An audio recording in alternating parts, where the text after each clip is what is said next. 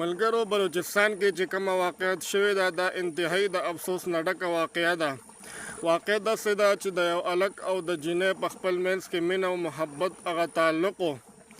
هلک چې کوم دی خپل مشران ریږلي جینۍ کور ته، خو لیکن د جینۍ کور مشران چې کوم دی راضي نه شو، دا رشته ور نه کړه. بیا د هلک او د مینې محبت او مینې چې کوم دی هغه دې ته تیار شو چې دوی دواړه وتښتېده د کور نه او نکاح یې وتړله.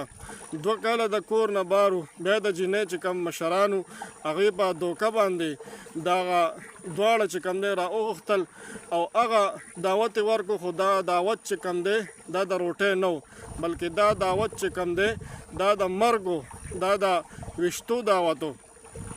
بهرحال هغې چې کوم دی د ټولې دنیا ته وښوده او هغې دواړه چې کوم دی ویشته.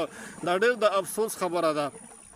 عزتمندو مسلمانانو، په دې باندې چې کوم دی د یو انګریز یو میسج او پیغام راغلی دی چې هغه کل عام د خپل کافرانو په مخ کې چې کوم دی شکر ویستو چې شکر دی چې زه کافر یم او په خپل کفر باندې خوشحاله و، چې ځکه دا مسلمانان دي او دوی چې کوم دی په خپل کتاب په قرآن باندې چې کوم دی عمل نه کوي.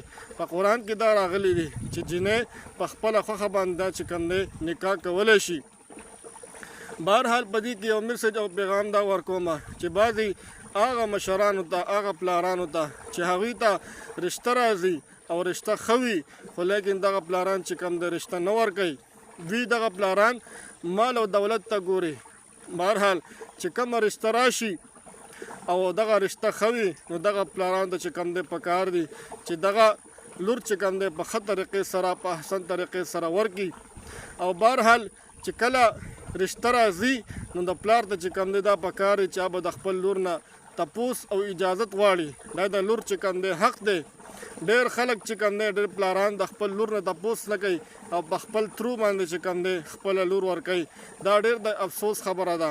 په دې کې د حضرت فاطمه رضی الله تعالی عنها واقعه تاسو بیانوم چې نبی علیه الصلاۃ والسلام ته حضرت علی رضی الله تعالی عنہ راغی او دغه شان چې کوم دی د خپل نکاح پیغام ورکو چې زه د حضرت فاطمه رضی الله تعالی عنها سره نکاح کول غواړم. د دې نه مخکې جبریل امین راغلی چې لږ ساعت پس به حضرت علی رضی الله تعالی عنہ راځي د حضرت فاطمه رضی الله تعالی عنها نکاح دپاره. خو بهرحال نبی علیه الصلاۃ والسلام چې کوم دی هغه ته وایي چې زه ځم او د لور نه تپوس کوم آیا چې زما په دې لور چې کوم دی په دې کې څه رایه ده. عزتمندو امام الانبیا دی، هغه د خپل لور نه چې کوم دی تپوس کوي. او نن سبا چې کوم دی ګوره پلاران د خپل لور نه تپوس نه کوي. دا ډېر د افسوس خبره ده. او بیا چې کوم دی دا واقعه دا ډېر د افسوس واقعه ده. زه حیران یم چې پښتانه او مسلمانان غیرت کوي، او زه حیران یم چې په هغه ځای کې غیرت ولې نه کوي چې کله د میراث خبره راشي د خپل خور، نو بیا چې کوم دی هغه ټایم چې کوم دی غیرت او هغه نه پښتو نه. خو بهرحال عزتمندو په دې ډېر د افسوس واقعه ده.